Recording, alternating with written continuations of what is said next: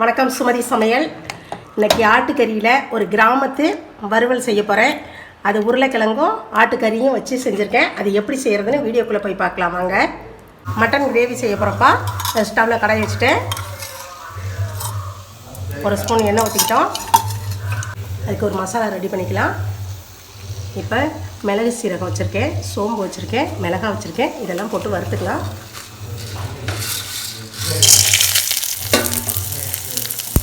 எல்லாம் இந்த மசாலாவில் வறுத்தாச்சுப்பா. இதை வேறு பாத்திரத்தில் எடுத்து கொட்டி ஆற வச்சுக்கலாம். அதே பாத்திரத்தில் எண்ணெய் ஊற்றிக்கலாம். ஒரு 2 ஸ்பூன் எண்ணெய் ஊற்றிக்கலாம். சோம்பு கொஞ்சம் போட்டுக்கலாம்.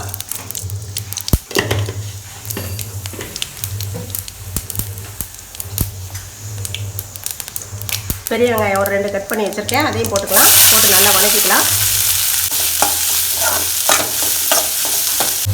பச்சை மிளகாய் ஒரு 3 போட்டுக்கலாம். அதையும் போட்டு வதக்கிக்கலாம். தக்காளி 2 தக்காளி கட் பண்ணி வச்சுருக்கேன், அதையும் போட்டுக்கலாம். நல்லா வதக்கிக்குவோம். ஒரு 2 ஸ்பூனு இஞ்சி பூண்டு போட்டுக்கலாம்.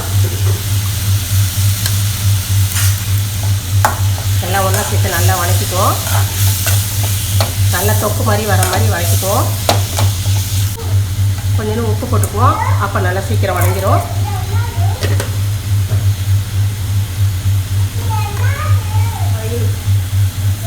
ஒரு 1/4 டீஸ்பூன் மஞ்சள் போட்டுக்கலாம்.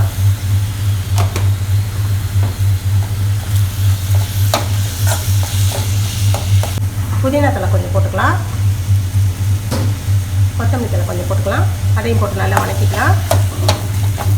அதோட கறியையும் போட்டு நல்லா வதக்கிக்குவோம்.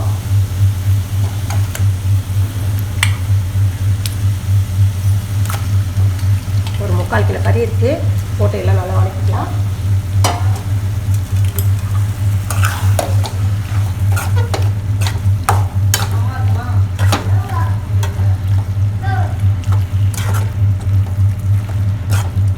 நான் குக்கரில் வைக்கல, கடாயிலே வச்சு வேக வைக்க போகிறேன். கடாயில் வேக வச்சா நல்ல டேஸ்ட் இருக்கும் கறி வறுவலுக்கு. அதனால் நான் கடாயிலே நல்லா வேக வைக்கிறேன். கறி நல்லா வதக்கியாச்சு. இதுலேயே கொஞ்சம் தண்ணி ஊற்றி வேக வைப்போம். கொஞ்சமாக தண்ணி ஊற்றி வேக வச்சுட்டோம். அதுக்குள்ளே நான் மசாலா அரைச்சிட்டு வந்துடுறேன். மிளகாய் மசாலா வறுத்து வச்சுருந்தோம்ல, அதை அரைச்சிக்கலாம். அதில் 2 ஏலக்காய், ஒரு 3 கிராம்பு போட்டுக்கிறேன். போட்டு எல்லாம் ஒன்றா போட்டு அரைச்சிக்குவோம். ஒரு மணி தேங்காய் திருவி வச்சுருக்கேன்ப்பா, அதையும் போட்டு அரைச்சிக்கலாம். நல்லா நைஸாக அரைச்சிக்கலாம். கறி தண்ணி ஊற்றி நல்லா வேக வச்சாச்சு. இப்போ இதில் உருளைக்கிழங்கு சேர்க்க போகிறோம். அதை நல்லா வேக வச்சு எடுத்து வச்சுருக்கேன். அதை நல்லா உரிச்சிக்குவோம். உருளைக்கிழங்கு வேக வச்சு உரித்து இப்படி கட் பண்ணி வச்சுருக்கேன். அதையும் இதில் போட்டுக்கலாம்.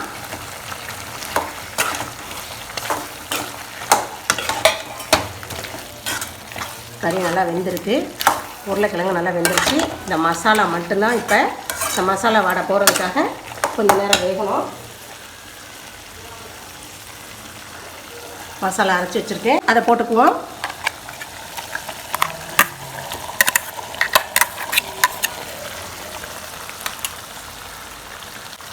மிக்ஸி ஜாரில் தண்ணி ஊற்றி கழுவி அதையும் ஊற்றிக்கலாம்.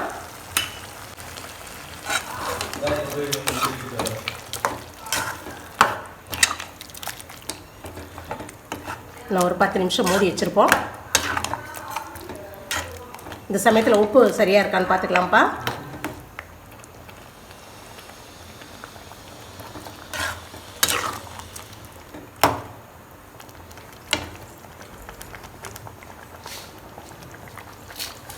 உப்பு கொஞ்சம் போட்டுக்கலாம். லைட்டாக பத்தாமல் இருக்குது, போட்டுக்கலாம்.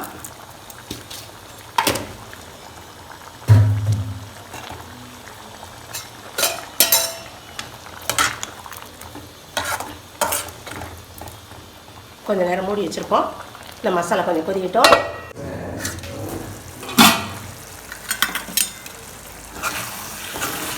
நல்லா வெந்துருச்சுப்பா.